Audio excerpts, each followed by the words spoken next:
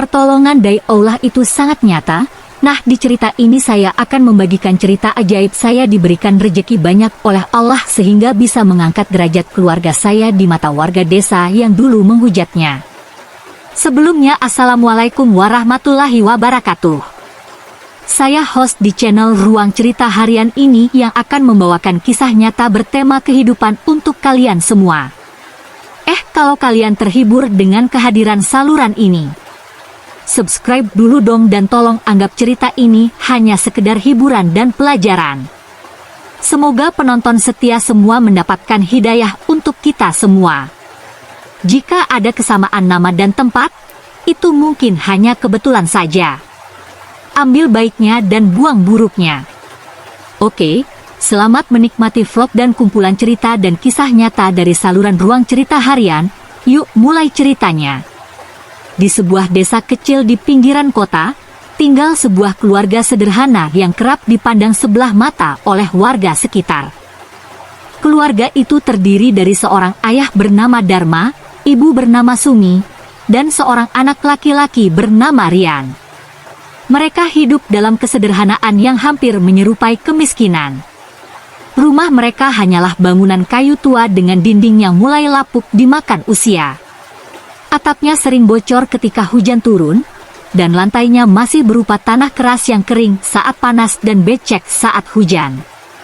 Dharma, pria berusia 50 tahun, bekerja serabutan sebagai buruh tani. Kadang-kadang ia bekerja sebagai pemotong rumput di ladang orang, kadang menjadi kuli panggul di pasar desa. Penghasilannya tak menentu, seringkali hanya cukup untuk makan sehari-hari tanpa ada sisa untuk tabungan. Sumi, istrinya, adalah seorang ibu rumah tangga yang juga mengambil pekerjaan kecil seperti mencuci pakaian tetangga atau membantu memasak saat ada hajatan. Namun, meski hidup dalam keterbatasan, mereka tidak pernah mengeluh. Mereka menjalani hidup dengan penuh kesabaran, meskipun sering mendapatkan perlakuan yang tidak menyenangkan dari warga desa. Tetangga-tetangga mereka enggan bergaul dengan keluarga Rian. Setiap kali ada acara di desa, orang tua Rian jarang diundang. Jikapun mereka datang, tak ada yang menyapa dengan ramah. "Orang miskin mana pantas duduk sejajar dengan kita," bisik beberapa warga saat melihat Dharma datang ke acara kenduri. Anak-anak di desa juga meniru sikap orang tua mereka. Rian, yang saat itu masih berusia 12 tahun, sering diolok-olok teman-teman sebayanya di sekolah. "Hei, Rian, kalau makan di kantin, kamu bayar pakai daun pisang ya? Soalnya orang miskin gak punya uang," ledek seorang anak, disambut tawa teman-temannya. Rian hanya diam. Ia sudah terlalu sering mendengar ejekan seperti itu. Ia tahu orang tuanya berusaha sekuat tenaga untuk mencukupi kebutuhan mereka, tetapi bagi warga desa, mereka tetap saja dianggap sebagai keluarga yang tidak layak dihormati. Suatu hari, saat pulang sekolah, Rian melihat ibunya duduk termenung di teras rumah. Matanya sembab, jelas habis menangis. "Ada apa, Bu?" tanya Rian sambil duduk di sampingnya. Sumi mengusap air matanya dan mencoba tersenyum. "Tidak apa-apa, Nak. Ibu cuma kepikiran." Namun, Rian tahu itu bukan sekadar kepikiran. Ia baru saja mendengar kabar dari seorang teman bahwa ibunya diejek oleh beberapa ibu-ibu di desa. Mereka mengatakan bahwa Sumi tidak pantas datang ke pengajian ibu-ibu karena hanya membawa pakaian lusuh dan makanan sederhana sebagai sumbangan. Hati Rian bergejolak. Ia merasa marah, kecewa, dan sedih sekaligus. Apa salah orang tuanya hingga diperlakukan seperti ini? Mengapa kemiskinan membuat orang-orang kehilangan rasa hormat terhadap mereka? Malamnya, Rian duduk termenung di dalam kamar kecilnya. Ia berpikir keras. Ia tidak bisa terus hidup dalam keadaan seperti ini. Ia ingin mengubah nasibnya, bukan hanya untuk dirinya sendiri, tetapi juga untuk kedua orang tuanya. Ia ingin membuktikan kepada semua orang bahwa mereka salah menilai keluarganya. Di sekolah, Rian mulai berusaha lebih giat. Ia belajar dengan tekun, tak peduli jika ia harus belajar di bawah cahaya lampu minyak karena rumahnya tidak memiliki listrik yang cukup terang. Ia membaca buku-buku pinjaman dari perpustakaan sekolah dan mulai mencari tahu tentang cara meraih kesuksesan. Namun, perjuangannya tidak mudah. Seringkali, ia merasa putus asa. Teman-temannya tetap mengejeknya, bahkan ada guru yang meremehkannya. Anak seperti kamu, kalau lulus paling-paling cuma jadi buruh. Mau sekolah tinggi? Jangan mimpi, kata seorang guru yang tanpa sadar telah menghancurkan semangatnya. Tapi Rian tidak menyerah. Ia tahu bahwa ia tidak bisa mengubah cara pandang orang lain dalam semalam. Yang bisa ia lakukan adalah membuktikan dengan hasil nyata. Ia bersumpah dalam hati bahwa suatu hari nanti, ia akan berdiri di tempat yang lebih tinggi. Ia akan membuat orang-orang yang telah merendahkannya menyesal atas kata-kata mereka. Namun, perjalanan menuju impian itu masih panjang.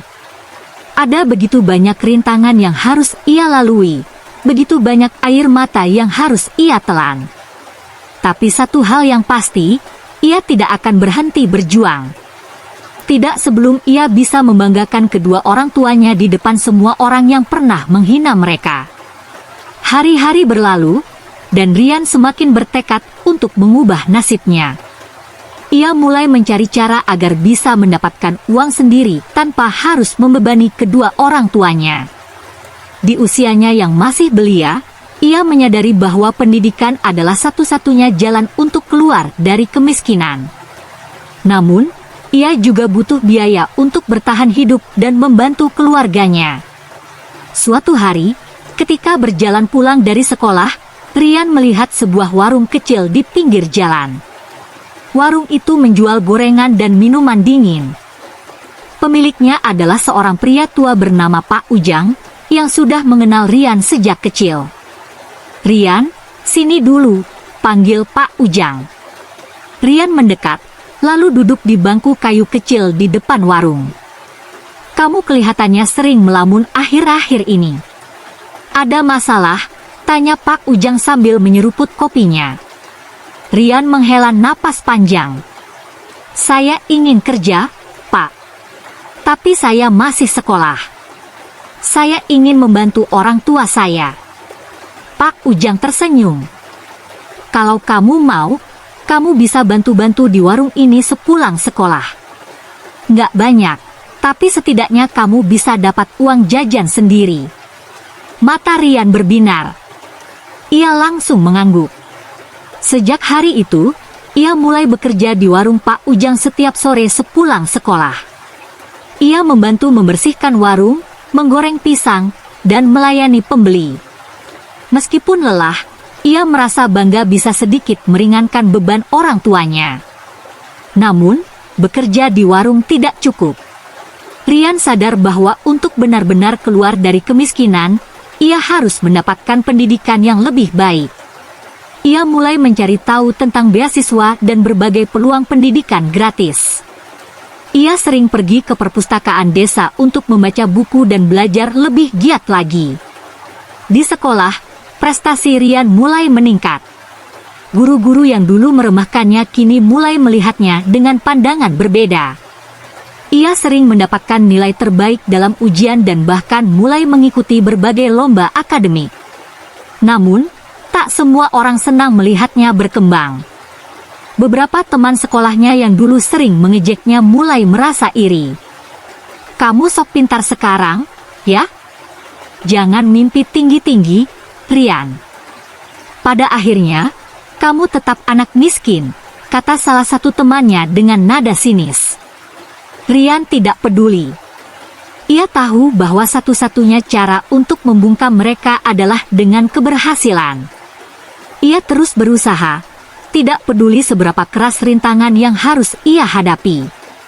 Suatu hari, kepala sekolah mengumumkan bahwa ada program beasiswa untuk siswa berprestasi yang ingin melanjutkan ke jenjang lebih tinggi. Mendengar itu, Rian merasa ini adalah kesempatan emasnya. Ia pun mendaftar dan mengikuti berbagai tahapan seleksi. Hari-hari berlalu dengan penuh ketegangan. Setiap malam, ia belajar hingga larut, mengorbankan waktu bermainnya hanya demi satu tujuan, mendapatkan beasiswa. Saat pengumuman tiba, Rian berdiri di depan papan pengumuman dengan tangan gemetar. Ia membaca daftar nama penerima beasiswa satu persatu, hingga akhirnya menemukan namanya tertera di sana. Ia berhasil! Air mata haru mengalir di pipinya. Ia berlari pulang dan langsung memeluk ibunya. "Bu, aku dapat beasiswa. Aku bisa sekolah gratis," katanya dengan penuh semangat. Sumi terisak. Ia tidak bisa berkata apa-apa selain mengusap kepala anaknya dengan bangga. Dharma yang baru pulang dari ladang juga tersenyum haru. "Kamu memang anak yang luar biasa, Nak," kata Dharma dengan suara bergetar. Namun, perjalanan Rian belum berakhir. Mendapatkan beasiswa hanyalah langkah awal.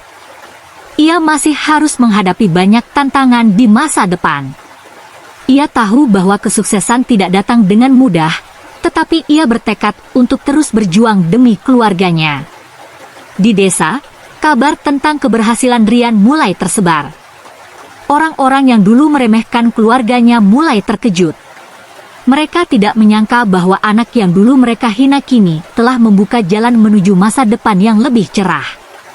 Namun, apakah mereka benar-benar berubah? Atau mereka hanya menunggu momen lain untuk merendahkan keluarganya lagi? Setelah mendapatkan beasiswa, Rian melanjutkan pendidikannya ke sebuah universitas di kota.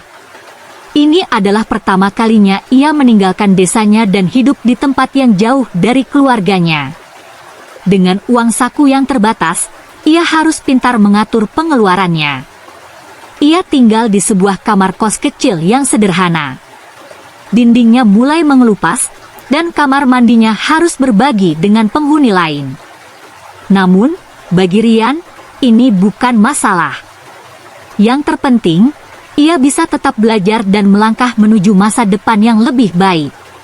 Di kampus, ia bertemu dengan banyak orang dari berbagai latar belakang. Ada yang berasal dari keluarga kaya, ada juga yang sepertinya tidak pernah merasakan kesulitan hidup seperti yang ia alami. Namun, Rian tidak pernah merasa rendah diri. Ia percaya bahwa kerja keras lebih berharga daripada sekadar kekayaan. Untuk bertahan hidup, Rian mencari pekerjaan sampingan. Ia bekerja sebagai penjaga toko di malam hari, menjadi asisten dosen, bahkan sesekali menjadi tukang bersih-bersih di sebuah kafe kecil. "Kenapa kamu capek-capek kerja begitu, Rian? Bukannya kamu sudah dapat beasiswa?" tanya seorang teman kampusnya.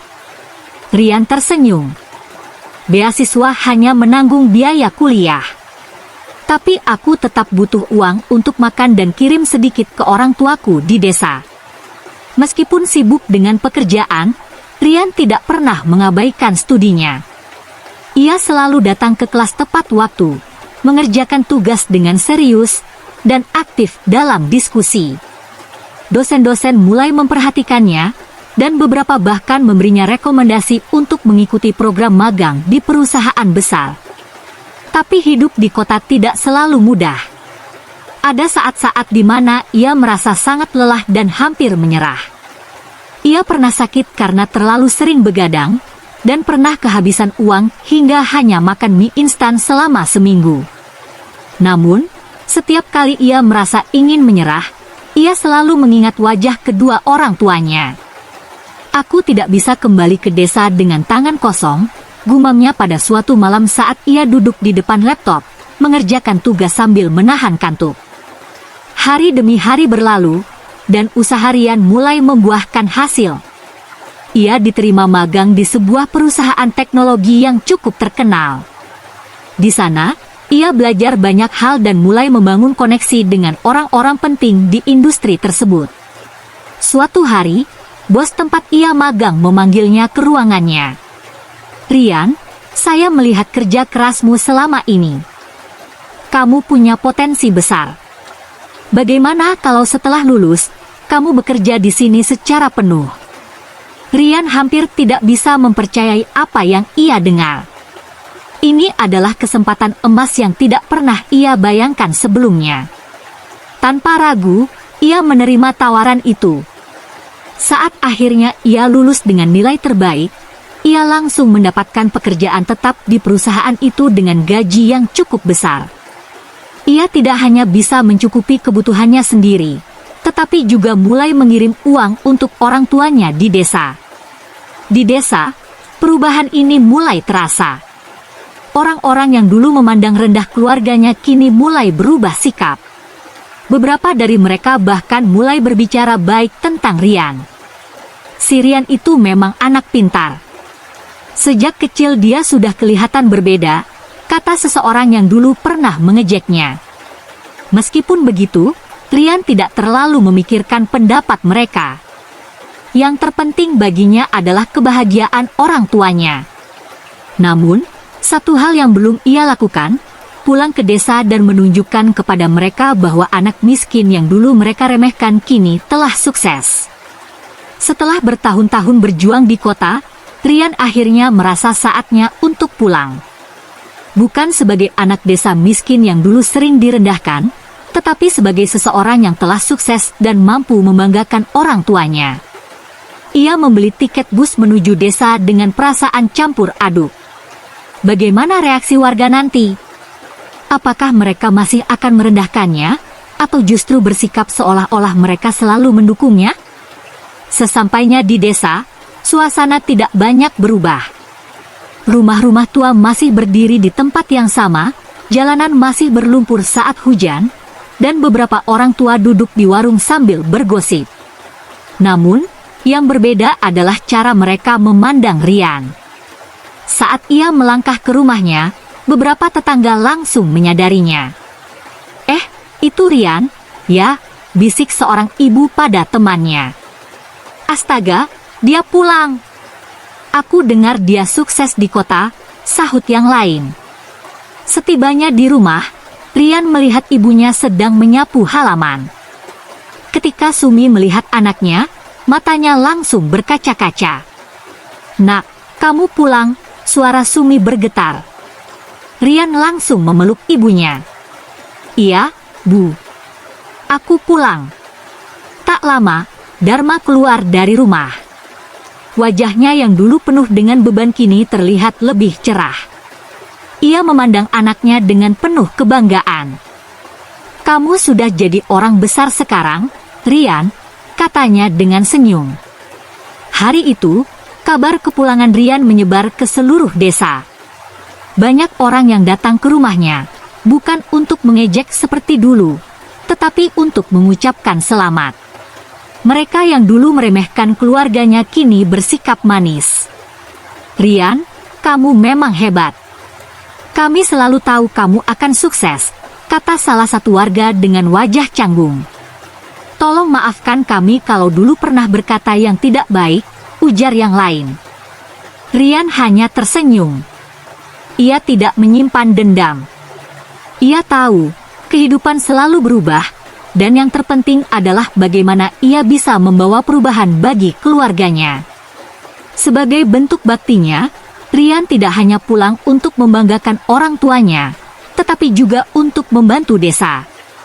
Ia menggunakan sebagian dari penghasilannya untuk memperbaiki rumah orang tuanya, membangun usaha kecil agar mereka tidak lagi kesulitan ekonomi, dan bahkan mendirikan perpustakaan kecil untuk anak-anak desa agar mereka bisa belajar lebih banyak. Melihat itu, warga semakin kagum. Mereka yang dulu mencibirnya kini menghormatinya. Suatu hari, seorang anak kecil datang menghampiri Rian di perpustakaan desa. "Kak Rian, aku ingin seperti kakak. Aku juga ingin sukses." Rian tersenyum dan mengusap kepala anak itu. "Kalau kamu mau berusaha dan tidak menyerah, kamu pasti bisa." Di malam terakhirnya di desa sebelum kembali ke kota, Rian duduk di beranda rumah bersama kedua orang tuanya. Mereka memandangi langit penuh bintang. "Ayah dan ibu bangga padamu, Nak," kata Dharma dengan suara penuh haru. Aku juga bangga pada ayah dan ibu. Tanpa kalian, aku tidak akan bisa sampai di titik ini, jawab Rian. Ia menatap desa kecil itu dengan penuh rasa syukur. Dulu, ia pergi dengan rasa sakit karena diremehkan, tetapi kini ia kembali dengan kepala tegak. Rian telah membuktikan bahwa kemiskinan bukanlah akhir dari segalanya. Dengan kerja keras dan keteguhan hati, ia telah mengubah nasibnya dan keluarganya. Dan kini, ia siap membuka jalan bagi orang lain agar bisa melakukan hal yang sama. Dengan demikian cerita di episode ini selesai. Terima kasih karena sudah mau mendengarkan kisah nyata ini. Sekali lagi ambil baiknya dan buang buruknya dan semoga hal seperti ini tidak akan pernah terjadi kepada kalian semua wahai sahabat onlineku dan semoga kita semua dilindungi dari mara bahaya. Amin ya rabbal alamin. Sekian dan terima kasih. Sampai ketemu lagi di cerita-cerita selanjutnya. Jangan lupa like, komen, share dan subscribe.